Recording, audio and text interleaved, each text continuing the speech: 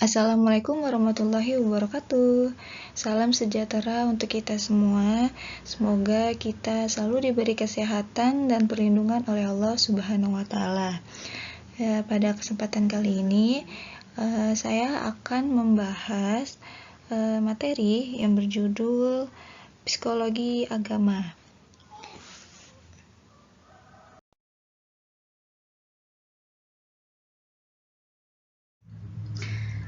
Oke, sekarang kita masuk ke pembahasan. Nah, di dalam psikologi agama Islam ini, kita akan membahas 6. Nah, yang pertama, psikologi agama dan cabang psikologi. Yang kedua, ruang lingkup psikologi agama. Yang ketiga, kegunaan psikologi agama dalam pendidikan Islam. Yang keempat, kegunaan psikologi agama dalam disiplin ilmu lain. Yang kelima, penelitian psikologi. Dan yang terakhir, keenam, metode dalam psikologi agama.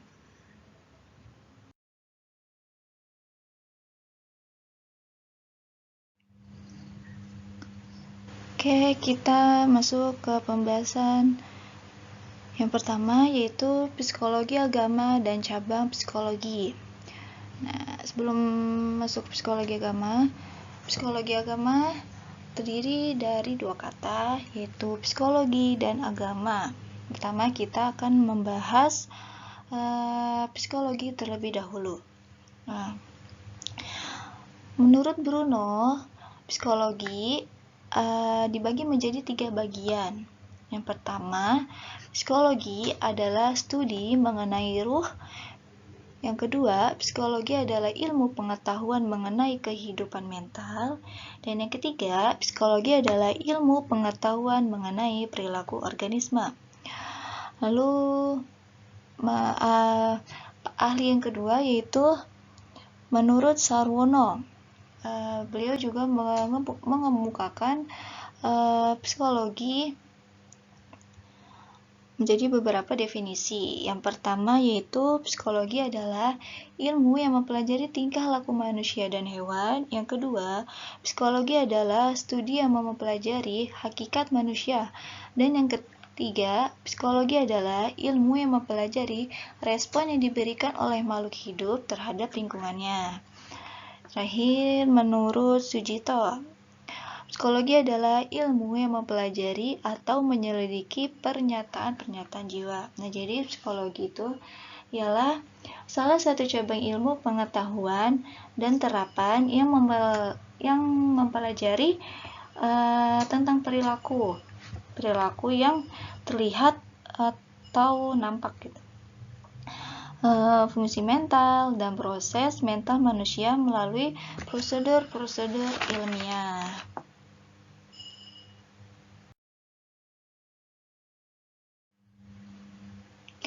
Lalu yang kedua, kata agama. Nah, agama berasal dari bahasa Sanskerta. A artinya tidak dan gama artinya kacau. Agama artinya tidak kacau atau adanya keteraturan dan peraturan untuk mencapai arah atau tujuan tertentu. Nah, dalam bahasa Latin, agama disebut religi, yang artinya mengembalikan ikatan, memperhatikan dengan sesama. Jadi agama adalah tindakan manusia untuk mengembalikan ikatan atau memulihkan hubungannya dengan ilahi. Islam sendiri mendefinisikan agama adalah ajaran yang diturunkan Allah kepada manusia. Agama yang berasal dari Allah.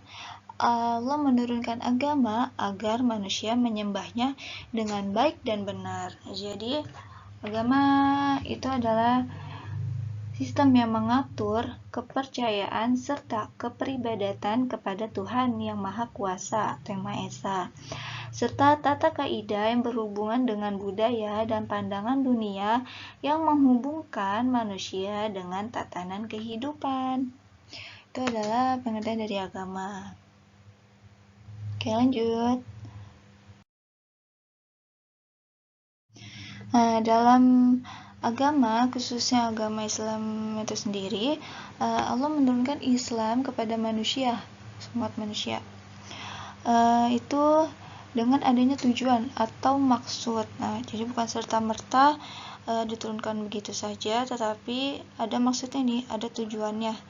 Kenapa sih diturunkan Islam kepada manusia? Nah, gitu. Nah, di sini ada 8 tujuan Allah menurunkan Islam kepada manusia. Nah, yang pertama itu memelihara atau melindungi agama dan sekaligus memberikan hak kepada setiap orang untuk memilih antara beriman atau tidak.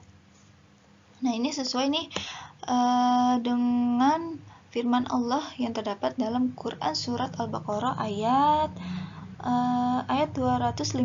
Nah, yang berbunyi Bismillahirrahmanirrahim. La ikraha fiddin. Nah, yang artinya tidak ada paksaan dalam memeluk agama Islam. Nah, jadi manusia diberi kebebasan untuk memilih agama mereka masing-masing. Jadi nggak harus dipaksa untuk ayo agama Islam aja. Tapi di sini diberi kebebasan mutlak untuk memilih agama mereka masing-masing. Lalu yang kedua, sebagai pelindung jiwa. Nah, tujuannya sebagai melindungi jiwa. Syariat Islam sangat melindungi keselamatan jiwa seseorang dengan menetapkan sanksi hukum yang sangat berat. Nah, contohnya itu seperti di Arab tuh seperti kisos. Nah, dalam Islam pembunuhan terdapat 3. Ada 3 macam nih pembunuhan dalam Islam. Nah, yang pertama itu ada pembunuhan yang disengaja, lalu yang kedua pembunuhan yang tidak disengaja, dan pembunuhan seperti disengaja. Nah, itu juga hukumannya bisa berupa kisos atau mati, dan bisa juga berupa diat atau denda bagi si pelaku, tergantung berat atau tidaknya dia melakukan satu tindakan. Lalu yang ketiga ada perlindungan terhadap keturunan. Nah, Islam sangat melindungi keturunannya, diantaranya dengan menetapkan hukum dera 100 kali bagi pezina ghairu muhsan. Nah, ghairu muhsan itu perjaka atau gadis atau perawan, kayak masih dijaga kesuciannya. Dan rajam itu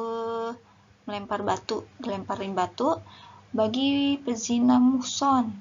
Muhsan itu suami istri atau duda janda. Nah, ini juga sesuai dengan firman Allah yang terdapat di dalam Al-Quran surat An-Nur ayat 2. Nah, yang artinya perempuan yang berzina dan laki-laki yang berzina, maka deralah tiap-tiap seorang dari keduanya 100 kali derah, dan janganlah belas kasihan kepada keduanya, mencegah kamu untuk menjalankan agama Allah. Jika kamu beriman kepada Allah dan hari akhirat, dan hendaklah pelaksanaan hukuman mereka disaksikan oleh sekumpulan dari orang-orang yang beriman. Nah, itu ya. Nauzubillahi min zalik. Jangan sampai keluarga kita masuk dalam lingkup zina, karena hukumannya dunia juga dapat, akhirat juga dapat, double hukumannya. Oke, masuk ke 4, melindungi akal. Permasalahan perlindungan akal ini sangat menjadi perhatian Islam. Bahkan dalam sebuah hadis Rasulullah ada di sini.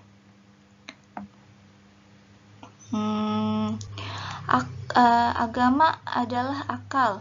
Siapa yang tidak berakal atau tidak menggunakan akal, maka tiadalah agama baginya. Tuh. Jadi kalau orang yang nggak punya akal, agamanya kosong, tidak ada. Tuh. Oleh karena itu, seseorang harus bisa dengan benar menggunakan akal pikirannya. harus bisa menggunakan akal pikirannya dengan baik dan benar, harus tahu mana yang benar, mana yang salah, dan lain-lainnya. Lalu yang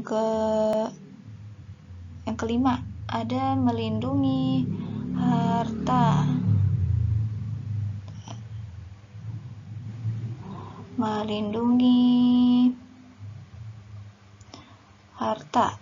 Nah, Islam membuat aturan yang jelas untuk bisa menjadi hak setiap orang agar terlindungi hartanya.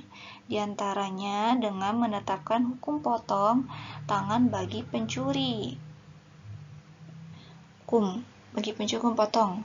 Di Indonesia sendiri belum ada ya, belum terlaksana. Mungkin bisa dibilang ya seperti HAM. Jadinya masih pakai hukum yang standar. Kalau di Arab sendiri memang memakai hukuman itu hukum potong tangan bagi pencuri. Nah, ini juga ada firmannya nih. Allah berfirman dalam Quran surat Al-Maidah ayat 38.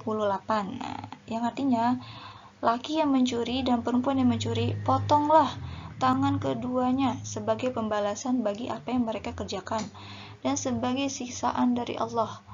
Dan Allah Maha Perkasa lagi Maha Bijaksana. Nah, misalnya dia sekali mencuri, potong tangannya. Lalu kedua, dipotong kakinya.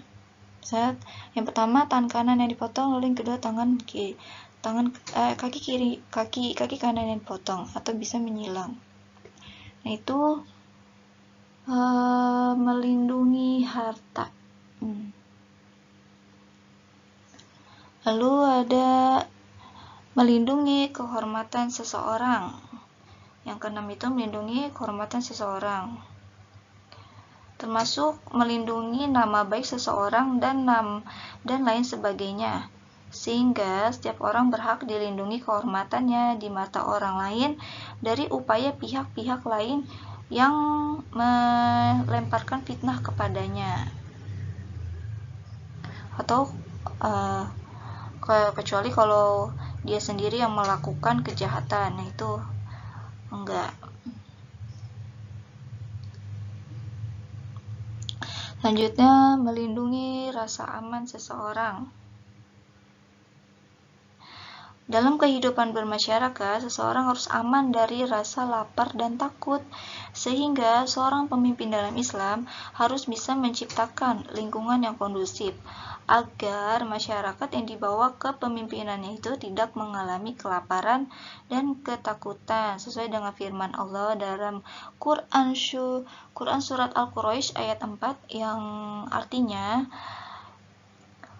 yang telah memberi makanan kepada mereka untuk menghilangkan lapar dan mengamankan mereka dari rasa ketakutan. Lalu yang terakhir, yang ke-8, yaitu melindungi kehidupan bermasyarakat dan bernegara. Islam menetapkan hukuman yang keras bagi mereka yang mencoba melakukan kudeta terhadap pemerintahan yang sah yang dipilih oleh umat Islam dengan cara yang islami.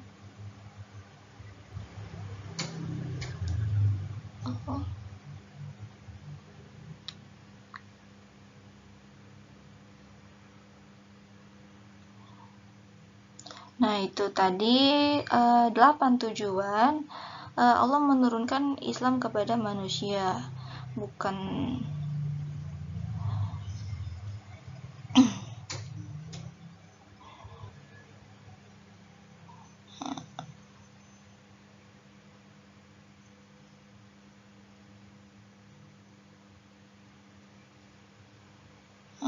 jadi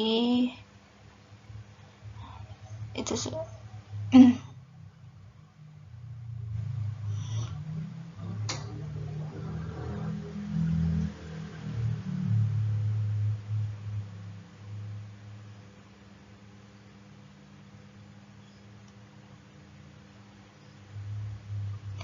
Nah, jadi psikologi agama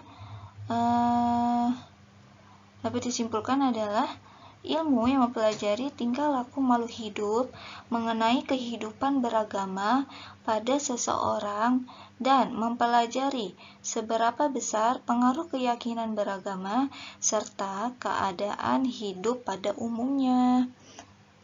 Nah, jadi seperti itu.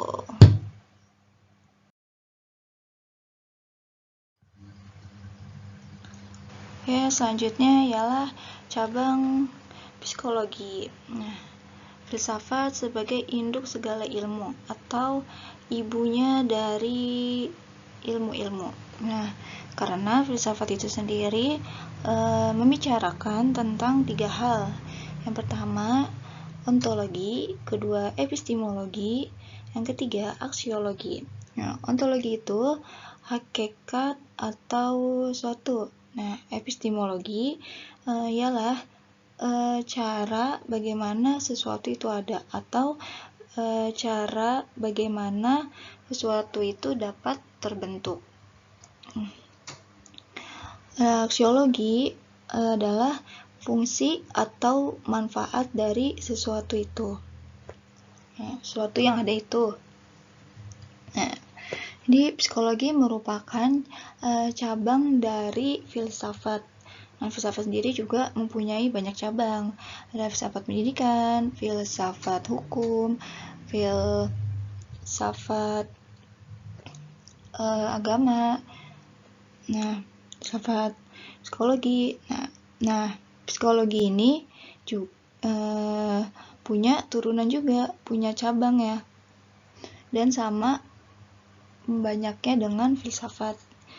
Ada psikologi kesehatan, psikologi pendidikan, psikologi politik. Nah, yang kita bahas ini adalah psikologi agama. Nah, jadi psikologi agama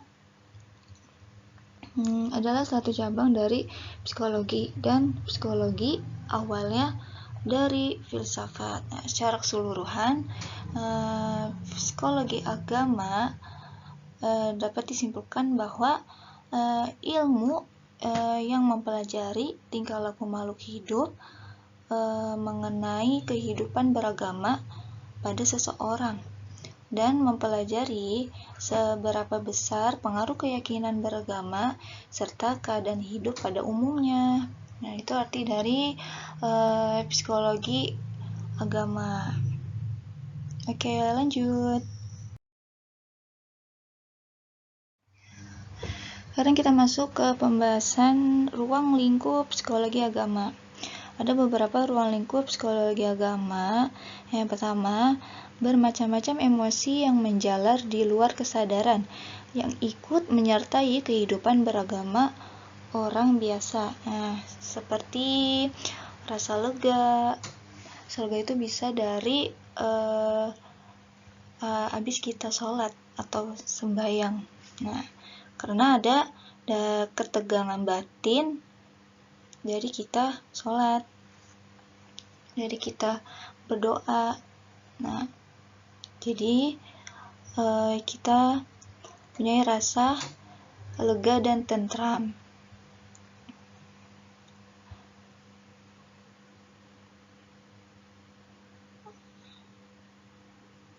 Lalu bagaimana perasaan dan pengalaman seseorang secara individual terhadap Tuhannya.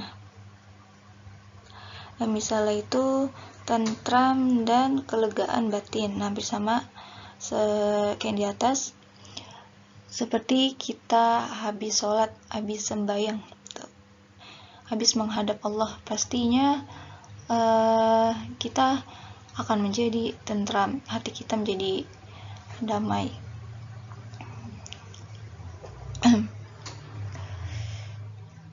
Lalu mempelajari, meneliti, dan menganalisis pengaruh kepercayaan akan adanya hidup sesudah mati pada tiap-tiap orang.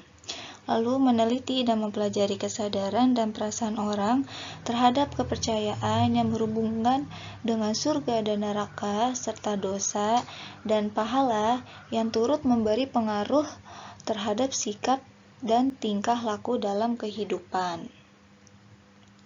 Lalu yang terakhir, meneliti dan mempelajari bagaimana pengaruh penghayatan seseorang terhadap ayat-ayat suci untuk kelegaan batinnya.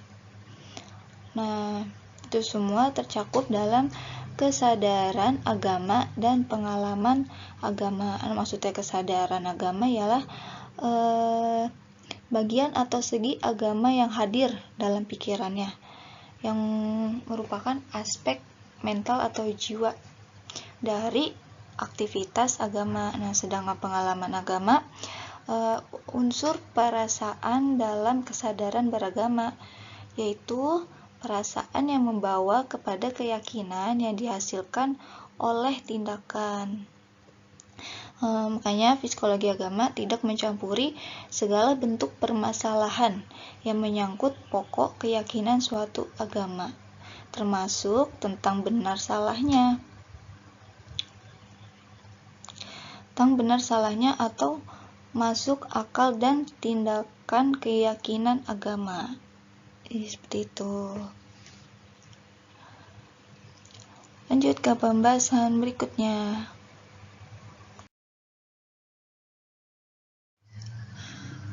Oke, selanjutnya adalah kegunaan psikologi agama dalam pendidikan Islam. Nah, pendidikan Islam diartikan sebagai upaya sadar yang dilakukan oleh mereka yang memiliki tanggung jawab terhadap pembinaan, bimbingan, pengembangan, serta pengarahan potensi yang dimiliki anak agar mereka dapat berfungsi dan berperan sebagaimana hakikat kejadiannya. Nah, jadi dalam pengertian ini, pendidikan Islam tidak dibatasi oleh institusi ataupun pada lapangan pendidikan tertentu. Nah, pendidikan Islam diartikan dalam ruang lingkup yang luas. Nah, dan maksud dari bertanggung jawab, memiliki tanggung jawab tersebut adalah orang tua kita atau orang tua kita sendiri. Nah, sedangkan para guru atau pendidik lainnya adalah perpanjangan tangan orang tua. Lanjutannya dari orang tua. Lebih tepatnya, tindakan para guru atau pendidik yang dipilih oleh orang tua untuk mendidik anak mereka supaya menjadi tanggung jawab orang tua. Maka pendidikan Islam meletakkan dasarnya pada rumah tangga. Seiring dengan tanggung jawab itu, maka orang tua dan para guru dalam pendidikan Islam berfungsi dan berperan sebagai pembina, pembimbing, pengembang, serta pengarah potensi dimiliki anak agar mereka menjadi pengabdi Allah yang taat dan setia. Sesuai dengan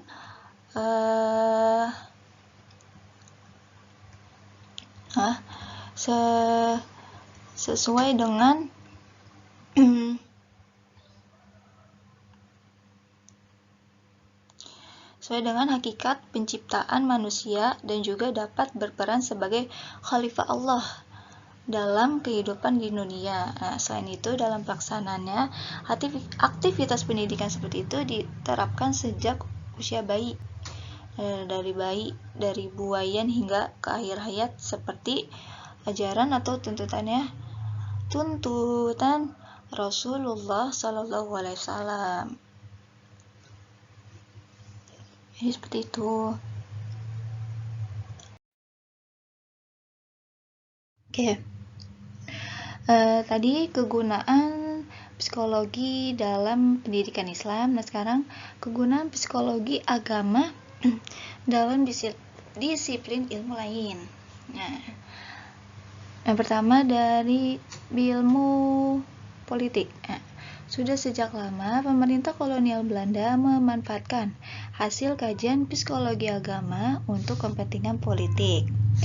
Pendekatan agama yang dilakukan Stockhorn terhadap para pemuka agama bertujuan untuk mempertahankan politik penjajahan Belanda di tanah air. Lalu yang kedua, bidang industri atau ekonomi. Sekitar tahun 1950-an, di perusahaan minyak Stanford diselenggarakan ceramah agama Islam. Asumsinya bahwa ajaran agama mengandung nilai-nilai moral yang dapat menyadarkan para buruh dari perbuatan yang tak terpuji dan merugikan perusahaan. Sebaliknya, dan dari hasil kegiatan tersebut dievaluasi dan ternyata pengaruh ini dapat mengurangi kebocoran seperti pencurian, manipulasi, maupun penjualan barang-barang perusahaan yang sebelumnya sukar dilacak. Nah, lalu ada lagi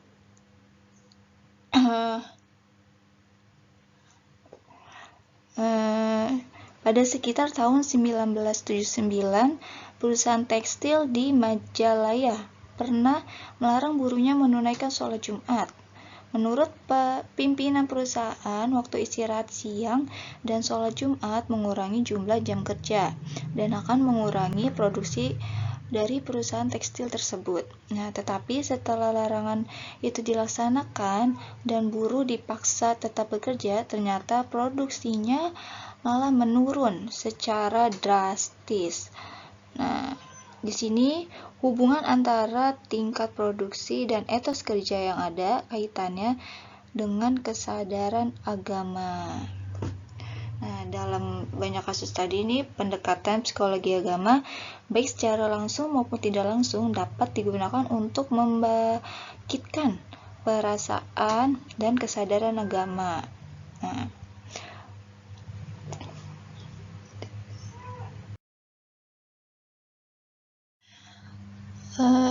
masuk ke pembahasan kelima, yaitu penelitian psikologi agama. Nah, karena agama menyangkut masalah yang berkaitan dengan kehidupan batin yang sangat mendalam, maka masalah agama sulit untuk diteliti secara seksama, terlepas dari pengaruh subjektivitas. Namun demikian, agar penelitian mengenai agama dapat dilakukan lebih netral, dalam arti tidak memihak kepada suatu keyakinan atau menentangnya, maka diperlukan adanya sikap objektif. Nah, maka dari penelitian ini, psikologi agama perlu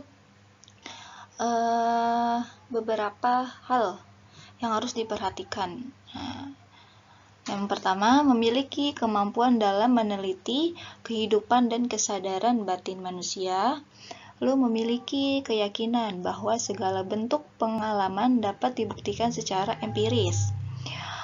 3. Bersikap filosofis, spiritualistis, tidak mencampur adukan antara fakta dan perkiraan. Lalu, mengenal dengan baik masalah psikologi dan metodenya, memiliki konsep mengenai agama, serta mengetahui metodologinya, lalu menyadari tentang adanya perbedaan antara ilmu dan agama, lalu mampu menggunakan alat-alat penelitian yang digunakan dalam penelitian ilmiah. Itu beberapa hal yang perlu diperhatikan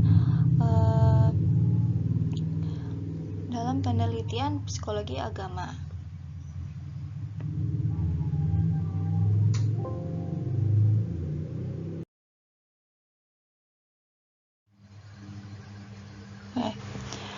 Masuk ke dalam pembahasan terakhir, yang keenam, yaitu metode dalam psikologi agama.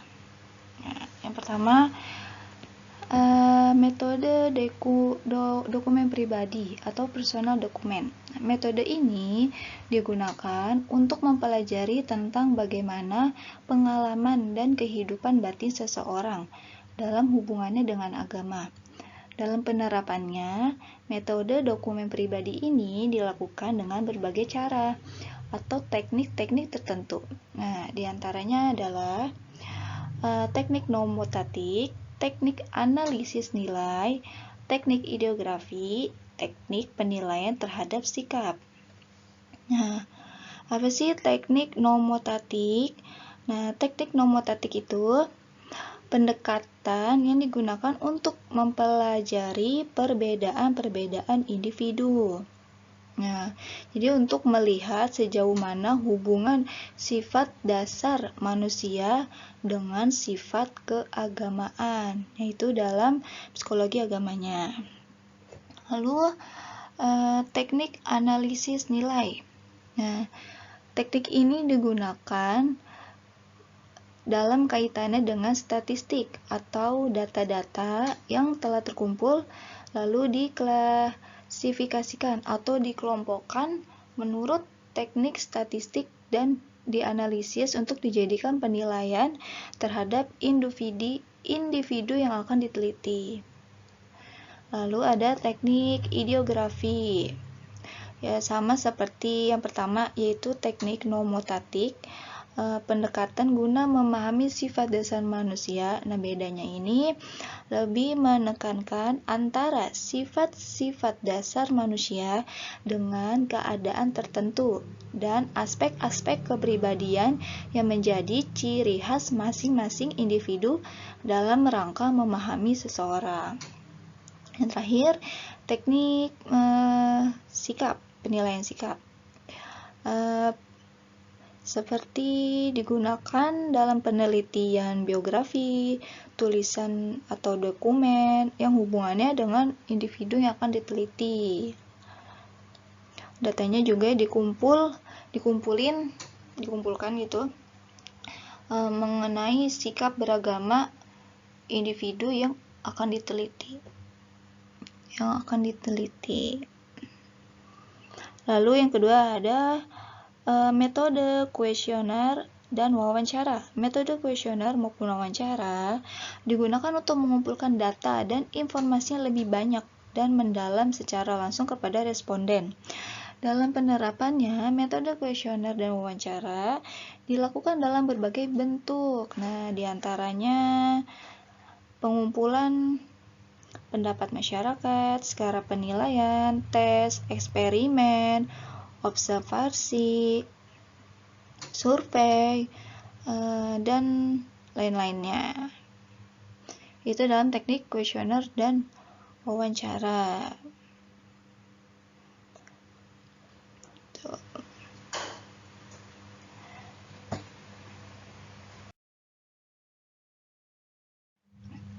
Yaitu tadi mengenai pembahasan materi psikologi agama.